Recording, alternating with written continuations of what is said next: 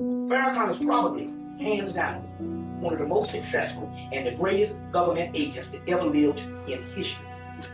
Let me break that shit down. You want to hear the truth? Let me break it down. You got to understand the policy. You got to understand what's going on. Nobody knew who Farrakhan was. Jesse Jackson announces that he's running for president in 83, 84.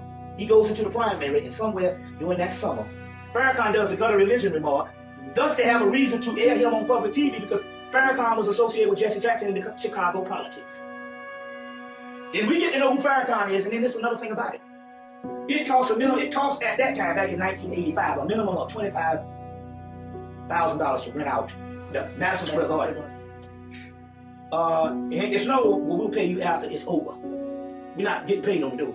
You got to rent out in advance, months in advance, maybe years in advance, maybe about a year in advance to get that venue because you got to line it up with basketball shows, and, you see what I'm saying, and different arenas. Where did he get the money if he's an unknown group struggling? Where did he get the money to start renting out Madison Square Garden? Every place that he went was big venues. He started, how do you get the money? You don't have a hit record out. You don't have no promoters and producers. You can't sell enough bean pies because the thing about in the newspapers, because at this particular time they're obscure. Nobody knows who they are. Even after the gutter religion remark, people didn't know who they were. How do you get money to start renting out the Madison Square Garden and all these other venues? That's a minimum of $25,000 and different things like that. You see what I'm saying? How do you get the money to do that? Now that somebody's financing you. Here come the other part. This is what I realized about other speakers. It's not a part of the government. Anybody that is not owned and operated by the government, you cannot get commercial air and national airtime. It's virtually impossible. It can't be done. It's controlled, and anybody that you ever see that's on national TV, they are put there, you understand what I'm saying, under the behest of the Illuminati United States government. They are allowed to be on there. I'm telling you what I know. We take things for granted. We just think that, that anybody on the TV, you cannot get on national, commercial, and international airtime on the TV, not unless you are sanctioned. So my point here is, they brought him to us. He's an invention of them. He's been a government agent the whole time. You see what I'm saying? Next thing you know, he's on Meet the Press, 60 Minutes, Primetime Live. He's on every major network, being interviewed by the top people. You understand what I'm saying? It can't happen. They never interviewed Elijah Muhammad, and you never saw Elijah Muhammad on national shit where they got stuff. It never happened. You see what I'm saying? Yeah. So my point here is, they don't give you a biography. Now let me tell you the reason why I say all this. We had phenomenal geniuses in the black community.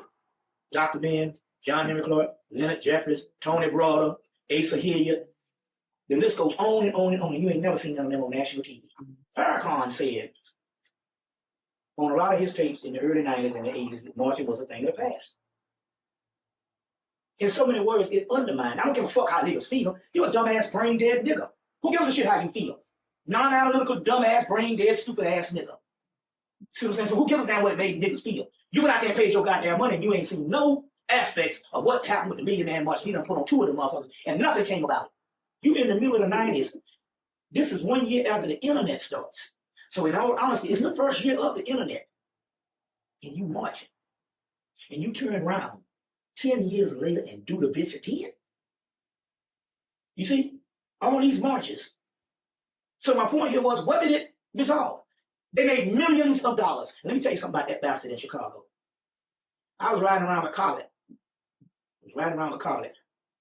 He had heard some stuff that I had said about Farrakhan. So he saw me on the side of the fucking street. I was catching the damn train. He pulled up in a pink convertible Rolls Royce. Powder blue convertible Rolls Royce. So we was riding around Atlanta. He said, I need to talk to you about Farrakhan. He started going, he said, he stepped to me and told me I can't say the white man is the devil. He said, well,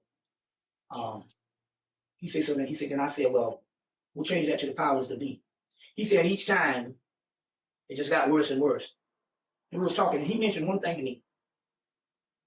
I said, well, damn, man, why is he still selling out? He got millions. He said, no, brother. Multi-millions. That was in 98. He said, no, brother. Multi-millions. See what I'm saying? And you got niggas selling them hot ass bean pies in a wool black suit and a bow tie out here on the fucking street. You talking about mind control for a multi-millionaire, probably a billionaire.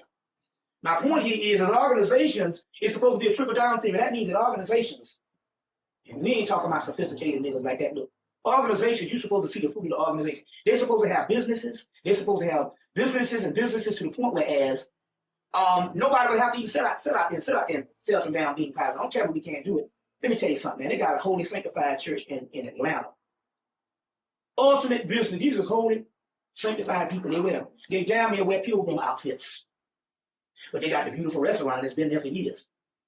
And had two, but it wasn't their fault that the neighborhood just got worse and a lot of people moved out. They closed down so much. They had two, but I think they might have three someplace else. And they got organizations. He opened up the restaurant in Chicago. It's closed down now. And he got multi-millions. You see what I'm saying? So then the next day, they don't put you on the Wall Street Journal. You know, the Wall Street Journal they got this linear type drawing. They got these lines. Look like the same engravings that you have on dollar bills. That you have on money. Mm-hmm. They put engravings. Farrakhan up one of his shiny ass motherfucking heads in February of 1997. He on the cover of Wall Street Journal. And they talking about him and the Jew guy, Edgar Brockman, over Seagram's Liquor, opening up a hotel together and all this kind of stuff. You see, my point here is your leaders will not be brought to you by anybody. If you see them on TV, that's a form of mind control. You know. So my question is, right. Is Farrakhan into the sciences? As he goes on as if he's not. He's into the Elijah Muhammad sciences, which is the rudiment. But the sister Ty Seeley, the one that used to go with Valentine, she said she went on a retreat with him in the 80s. This was long before he was known. You know, she said it was an age. She said it was a retreat, and he was dropping all this metaphysical stuff. She said so, but you know, she said she later on either asked him, and it's always this thing that the people ain't ready. This is the problem what I got with it though. If he was to drop all of that, why is it that from the mid-90s on into the 2000s, he went more and more into Christianity, and his entourage became more and more preachers. And in so many words, he distanced himself from the Black conscious community, and he embraced the Negro preacher community. Mm-hmm. The more and more we got into the Afrocentric thing in the early 90s, the more and more his rhetoric or his talk became